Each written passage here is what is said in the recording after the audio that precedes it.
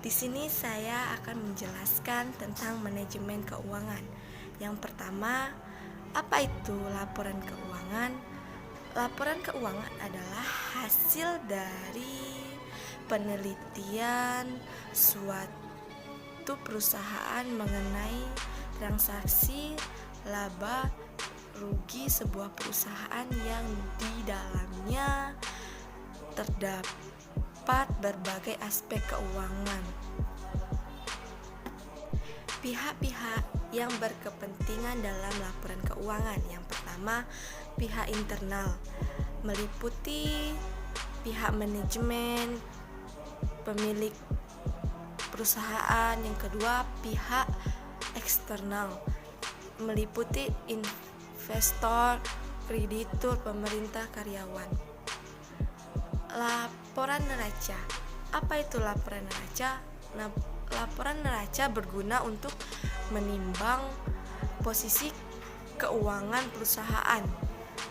Ada sisi kiri untuk aset dan sisi kanan untuk kewajiban dan ekuitas. Rasio keuangan meliputi yang pertama likuiditas, profitabilitas, aktivitas, leverage pasar. Yang kedua, laporan laba rugi. Apa itu laporan laba rugi? Laporan laba rugi adalah suatu laporan keuangan yang di dalamnya menjelaskan tentang kinerja keuangan suatu entitas bisnis dalam suatu periode akuntansi. Yang ketiga, arti penting dan kegunaan analisis BEP.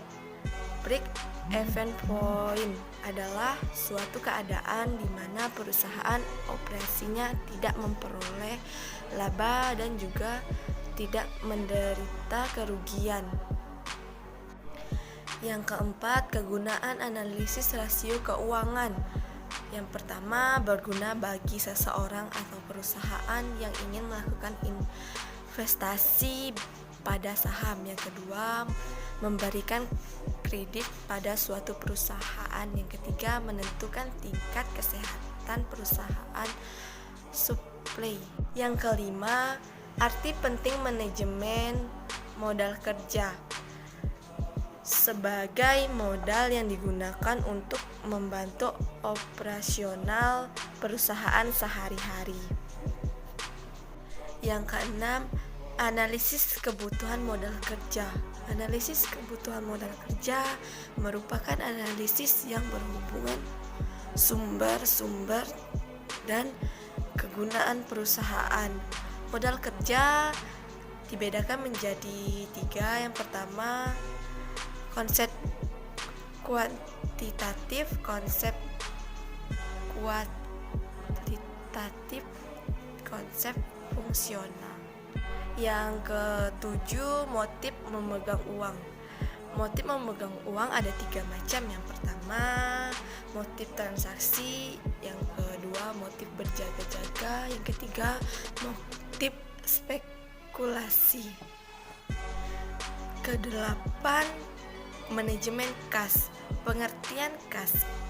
Kas adalah salah satu bagian dari aktiva yang paling liquid yang bisa dipergunakan segera untuk memenuhi kewajiban finansial perusahaan. 9. Kebijakan piutang. Piutang adalah salah satu unsur dari aktiva lancar dalam neraca perusahaan yang timbul akibat adanya penjualan barang dan jasa. Ada pembesaran kredit terhadap debitur yang pembayaran pada umumnya diberikan dalam tempo 30 hari sampai dengan 90 hari. Jenis-jenis piutang. Yang pertama, piutang usaha. Yang kedua, wesel tagih. Yang ketiga, piutang lainnya. Ke-10 adalah risk trade off. Risk artinya adalah resiko.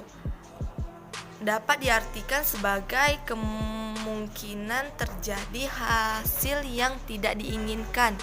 Resikonya itu adalah risiko individual, risiko perusahaan, risiko pasar.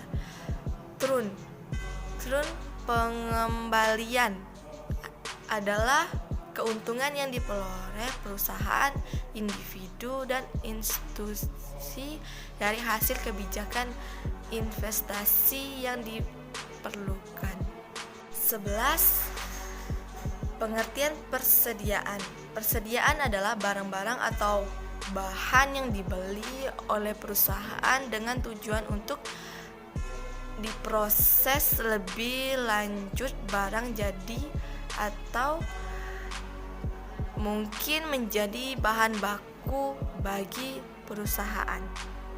Yang ke-12, kemampuan mengolah persediaan secara optimal dan menentukan saat pembelian kembali yang ekonomis. Yang pertama, manfaat investasi pada perusahaan. Memanfaatkan diskon kualitas, menghindar kekurangan bahan. 3. Manfaat pemasokan. Karakteristik biaya dalam persediaan. Yang pertama, biaya penyimpanan, dan kedua, biaya pemesanan, yang ketiga, biaya yang timbul akibat perusahaan kestabilan. Yang ketiga, model perusahaan optimal. Yang pertama, model persediaan kuantitas, pesanan ekonomis, model persediaan dengan pesanan tertentu, model pesanan dengan cara diskon, model persediaan dengan penerimaan. Model-model persediaan optimal. Yang pertama, model persediaan deterministik adalah sebuah model yang dimana terdapat gejala yang dapat diukur dengan derajat kepastian yang cukup tinggi. Yang kedua, model persediaan probabilistik adalah sebuah model yang di dalamnya terdapat permintaan yang terjadi tidak selamanya kontras. Terkadang permintaan suatu barang itu bervariasi dan juga mengikuti distribusi probabilistik tertentu. Reorder point adalah metode yang menentukan jangka waktu pemesanan kembali bahan baku atau material lainnya dengan Hoden supply.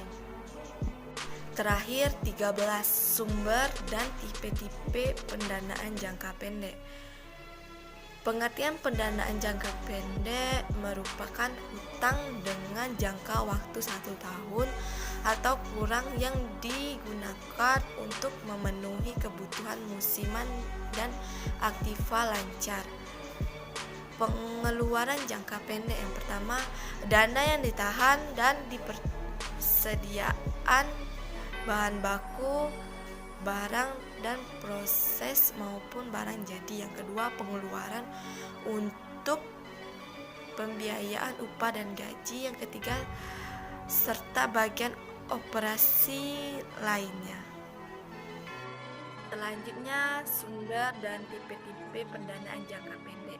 Tipe-tipe pendanaan jangka pendek dibagi atas 2, yaitu pendanaan spontan adalah jenis pendanaan yang berupa secara otomatis dengan berubahnya tingkat kegiatan perusahaan. Misalnya dilihat dari penjualan perusahaan, contoh uang utang dagang dan utang akural. Yang kedua, pendanaan tidak spontan adalah jenis pendanaan yang tidak berubah secara otomatis dengan berubahnya tingkat kegiatan perusahaan. Contohnya utang yang diperoleh dari bank. Selanjutnya, suku bunga efektif. Suku bunga efektif digunakan untuk membandingkan tingkat bunga antara pinjaman dengan periode bunga majemuk yang berbeda seperti mingguan, bulanan, setengah tahun, dan tahun. Sekian penyampaian dari saya. Wassalamualaikum warahmatullahi wabarakatuh.